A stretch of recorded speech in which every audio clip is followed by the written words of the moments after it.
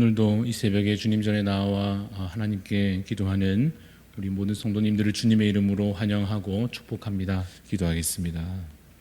하나님 아버지, 모든 것의 시작과 끝을 주관하시고 우리의 삶의 모든 시간들도 이끄시고 돌보시는 주님을 찬양합니다. 높은 산을 오르듯이 힘겹게 저 천국을 향하여서 날마다 내딛는 우리의 걸음을 주여 인도하시고 붙들어 주시옵소서. 지치지 않고 곤비하지 않도록 새 힘 주시고 강건케 하여 주옵소서. 우리가 비록 아직은 이곳 죄 많고 괴로운 땅에 살고 있으나 빛나고 저 높은 저곳을 날마다 바라보며 영원한 복락을 누리게 될 줄로 믿는 확고한 믿음으로 살게 하여 주옵소서. 우리에게 주님의 사랑을 가르쳐 주시사 나보다 남을 낮게 여기고 내 이웃을 나 자신같이 사랑하며 원수를 사랑할 수 있는 주를 닮은 그리스도인 되게 하여 주시옵소서. 우리가 서로 사랑함으로 우리가 주님의 제자들인 것을 사람들이 알게 하옵소서. 다툼과 시기와 원망을 지우고 자신을 낮추어 겸손과 자비와 존경과 헌신으로 참된 사랑을 이루어 가게 하옵소서. 우리 대양 가족들을 주님 기억하여 주셔서 모든 삶 속에서 복음의 증인으로 살게 하시고 어디서든지 그리스도의 향기를 전하게 하옵소서. 받은 은사를 따라 섬길 때에 착하고 충성된 일꾼 되어 헌신하게 하여 주옵소서. 한창 진행 중인 이 여름 사역에 동참하여 섬기는 손길마다 하나님께서 새 힘 주시고 다음 세대를 위하여 사랑으로 헌신할 때에 그 마음의 기쁨이 충만케 하여 주시며 또한 육신의 건강을 지켜 주옵소서. 대한교회 온 지체들이 주님 안에서 날이 갈수록 한 몸을 더욱 이루어가게 하시고 특별히 우리 새 가족들을 또 잘 정착할 수 있도록 하나님 도와주시며 제자 훈련을 통하여 성령 충만한 성도로 함께 아름답게 세워져 가게 하여 주옵소서. 주님, 오늘 이 아침에도 마음을 낮추며 주님 앞에 나아갑니다. 우리의 심령에 하나님 필요한 은혜를 공급하여 주옵시고 특별히 말씀을 통하여 또 기도 가운데 하나님의 선하신 뜻을 깊이 깨달아 알 수 있는 지혜를 우리에게 허락하여 주시옵소서. 감사를 드리며 살아계신 예수 그리스도 이름으로 기도드리옵나이다. 아멘. 오늘 우리에게 주시는 하나님의 말씀 이사야서 54장 1절부터 17절까지 말씀입니다. 이사야 54장 1절에서 17절까지 말씀 교독하여 읽겠습니다. 잉태하지 못하며 출산하지 못한 너는 노래할지어다. 산고를 겪지 못한 너는 외쳐 노래할지어다. 이는 홀로 된 여인의 자식이 남편 있는 자의 자식보다 많음이라 여호와께서 말씀하셨느니라. 내 장막터를 넓히며 내 처소의 휘장을 아끼지 말고 널리 펴되 너의 줄을 길게 하며 너의 말뚝을 견고히 할지어다. 이는 내가 좌우로 퍼지며 내 자손은 열방을 얻으며 황폐한 성읍들을 사람 살 곳이 되게 할 것임이라. 두려워하지 말라. 내가 수치를 당하지 아니하리라. 놀라지 말라. 내가 부끄러움을 보지 아니하리라. 내가 내 젊었을 때 수치를 잊겠고 화부 때의 치욕을 다시 기억함이 없으리니 이는 너를 지으신 이가 내 남편이시라. 그의 이름은 만군의 여호와이시며 내 구속자는 이스라엘의 거룩한 이시라. 그는 온 땅의 하나님이라 일컬음을 받으실 것이라. 여호와께서 너를 부르시되 마치 버림을 받아 마음에 근심하는 아내 곧 어릴 때 아내가 되었다가 버림을 받은 자에게 함과 같이 하실 것임이라. 내 하나님께서 말씀하셨느니라. 내가 잠시 너를 버렸으나 큰 긍휼로 너를 모을 것이요 내가 넘치는 진노로 내 얼굴을 내게서 잠시 가렸으나 영원한 자비로 너를 긍휼히 여기리라. 내 구속자 여호와께서 말씀하셨느니라. 이는 내게 노아의 홍수와 같도다. 내가 다시는 노아의 홍수로 땅 위에 범람하지 못하게 하리라 맹세한 것 같이 내가 내게 노하지 아니하며 너를 책망하지 아니하기로 맹세하였노니 산들이 떠나며 언덕들은 옮겨질지라도 나의 자비는 내게서 떠나지 아니하며 나의 화평의 언약은 흔들리지 아니하리라. 너를 긍휼히 여기시는 여호와께서 말씀하셨느니라. 너 곤고하며 방풍에 요동하여 안위를 받지 못한 자여, 보라 내가 화려한 채색으로 내 돌 사이에 더하며 청옥으로 내 기초를 쌓으며 홍보석으로 내 성벽을 지으며 성류석으로 내 성문을 만들고 내 지경을 다 보석으로 꾸밀 것이며 내 모든 자녀는 여호와의 교훈을 받을 것이니 내 자녀에게는 큰 평안이 있을 것이며 너는 공의로 설 것이며 학대가 내게서 멀어질 것인즉 네가 두려워하지 아니할 것이며 공포도 내게 가까이 하지 못할 것이라. 보라 그들이 분쟁을 일으킬지라도 나로 말미암지 아니한 것이니 누구든지 너와 분쟁을 일으키는 자는 너로 말미암아 패망하리라. 보라 숯불을 불어서 자기가 쓸만한 연장을 제조하는 장인도 내가 창조하였고 파괴하여 진멸하는 자도 내가 창조해 같이 있습니다. 너를 치려고 제조된 모든 연장이 쓸모가 없을 것이라. 일어나 너를 대적하여 송사하는 모든 혀는 내게 정죄를 당하리니 이는 여호와의 종들의 기업이요 이는 그들이 내게서 얻은 공이니라. 여호와의 말씀이니라. 아멘. 오늘 말씀의 제목은 회복을 거쳐 완성으로입니다. 회복을 거쳐 완성으로라는 제목으로 말씀을 함께 나누고자 합니다. 오늘은 우리가 읽은 이사야 54장을 통하여서 성경적인 관점으로 우리 인생을 들여다보는 법을 배워보고자 합니다. 세 가지 단계를 오늘 말씀을 나누며 이야기해 볼 텐데 그 세 가지 단계는 이렇습니다. 과거의 삶이 있고 또 회복된 삶이 있고 또 마지막 세 번째는 완성된 삶입니다. 먼저 과거의 삶은 지나간 삶을 말합니다. 이제 곧 지나가 버리게 될 지나갈 삶을 또한 말합니다. 오늘 읽었던 우리 4절 말씀을 다시 보시면 4절에 두려워하지 말라 내가 수치를 당하지 아니하리라 놀라지 말라 내가 부끄러움을 보지 아니하리라 하시며 그 다음에 내가 젊었을 때 수치를 잊겠고 과부 때의 치욕을 다시 기억함이 없으리니 라고 말씀하십니다. 어떤 말이 나왔냐 하면 젊었을 때의 수치 그리고 과부 때의 치욕이란 말이 나옵니다. 이것이 바로 과거의 삶에 대한 표현입니다. 왜 지난날이 수치였고 치욕이었는가? 7절 말씀도 보면 내가 잠시 너를 버렸으나 라고 말씀하십니다. 하나님께서 그 백성을 마치 잠시 버린 것 같이 하셨던 때가 있었습니다. 8절도 보면 내가 넘치는 진노로 내 얼굴을 내게서 잠시 가렸으나 라고 하십니다.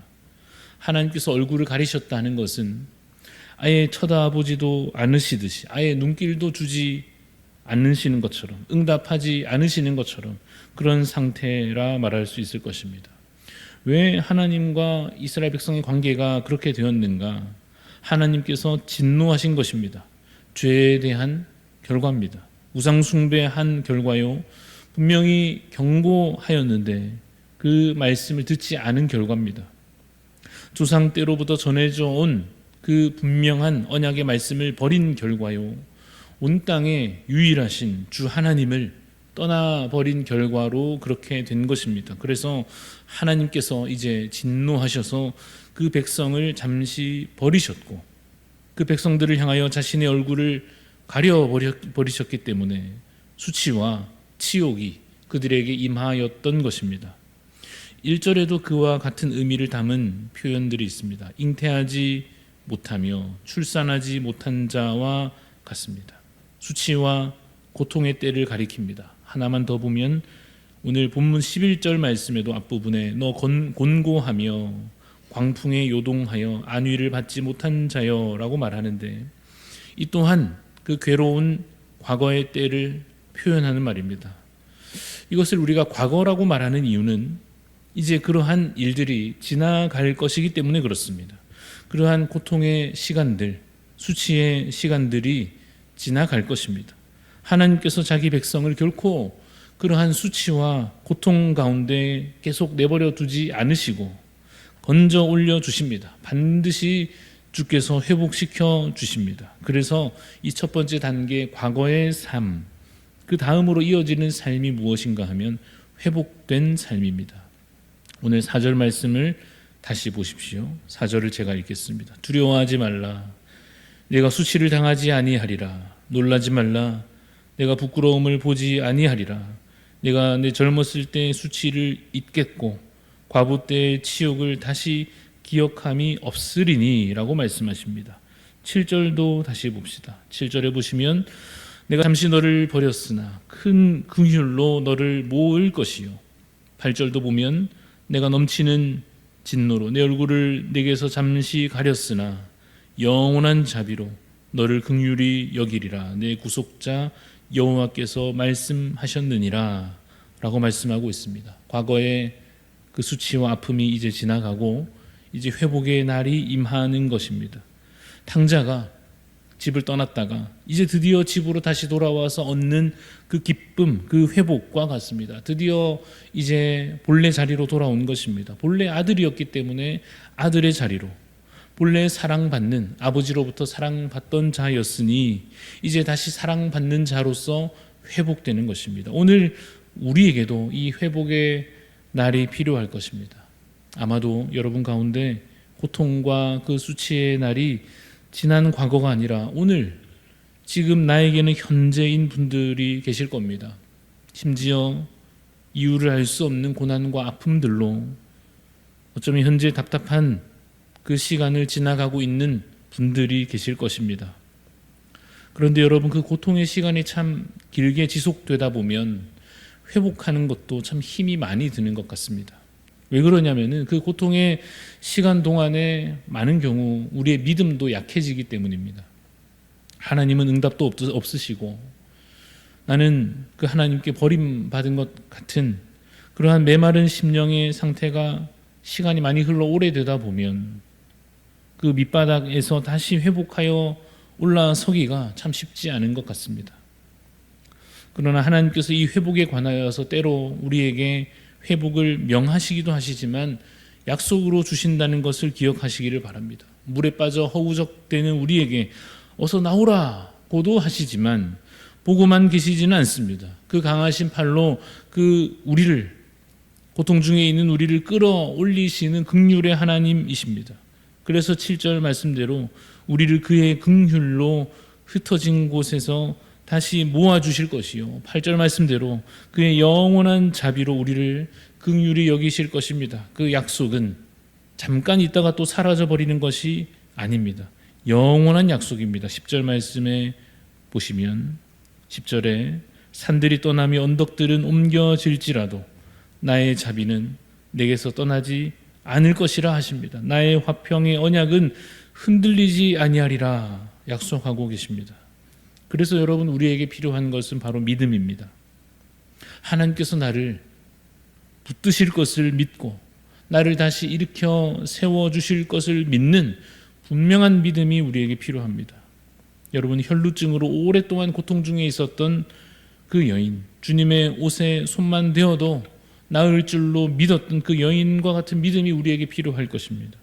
앞을 보지 못하지만 내가 주께 외쳐 그가 나를 돌아봐 주시면, 그래서 나를 고쳐주시기만 하면 내 눈이 나을 줄로 믿었던 그의 믿음이 우리에게 필요할 것입니다. 여러분 선지자 에스겔은 회복에 관한 놀라운 환상들을 봤죠. 골짜기에 가득한 마른 뼈들이 다시 살아나서 군대와 같이 서는 그 놀라운 회복의 비전을 그는 보았습니다. 여러분 우리가 상식으로 말하자면 마른 뼈가 살아날 리가 없고 죽은 자가 살아날 수가 없고 그 어떤 의사도 고치지 못한 병이 그냥 쉽게 고쳐질 리가 없죠. 그러나 주께서 말씀하시면 마른 뼈가 살아나 강한 군대가 되고 죽은 나사로가 살아나 다시 그 무덤에서 나오며 눈먼 자가 눈을 뜨며 앉은 자가 일어나며 다쳤던 입이 열려져서 큰 소리로 찬양하며 주님의 이름을 외치는 놀라운 회복의 기적이 여러분 이미 그 말씀 가운데 증거되듯 이미 일어난 사건들인 줄로 믿으시기를 바랍니다. 오늘 여러분의 문제가 무엇이든지 하나님께서 그 주님의 강하신 팔로 도우시고 또한 함께하여 주실 것입니다. 이제는 하나님의 긍휼과 자비와 은혜와 그 평강이 흐르는 강물과 같이 여러분의 삶에 넘치도록 흘러 들어오게 될 것을 믿으시기를 바랍니다. 어제까지 고통이었어도 혹은 오늘도 아직 고난 중이어도 회복의 이 약속의 말씀을 믿고 붙드시기를 바랍니다. 이제 주께서 그 일을 여러분의 삶 가운데 다시 시작하실 것입니다. 그리고 여러분, 그것은 이제 회복을 넘어 완성에 이르게 될 것입니다. 그래서 세 번째 단계가 바로 완성된 삶입니다. 과거의 삶을 지나 회복의 삶을 거쳐서 이제 완성으로 향하는 그 놀라운 비전이 오늘 본문에도 나옵니다. 11절, 12절 말씀을 보십시오. 11절에 제가 읽어보겠습니다. 너 곤고하며 광풍에 요동하여 안위를 받지 못한 자여. 이것이 우리의 과거의 삶이죠.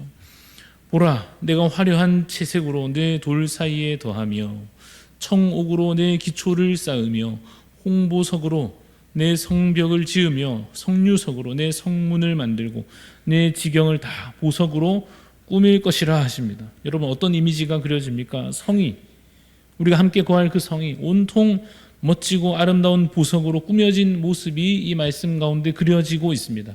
여러분, 요한계시록 21장에 가보면 새 예루살렘의 모습이 그려지죠. 제가 21장 10절 11절 말씀을 읽어보겠습니다. 요한계시록에 보면 성령으로 나를 데리고 크고 높은 산으로 올라가 하나님께로부터 하늘에서 내려오는 거룩한 성 예루살렘을 보이니 하나님의 영광이 있어 그의 성의 빛이 지극히 귀한 보석 같고 벽옥과 수정같이 맑더라 라고 기록하고 있습니다. 여러분, 우리가 이 모습을 통하여 우리가 얻게 될 영원한 천국, 그 모습을 조금이나마 상상해 보게 됩니다.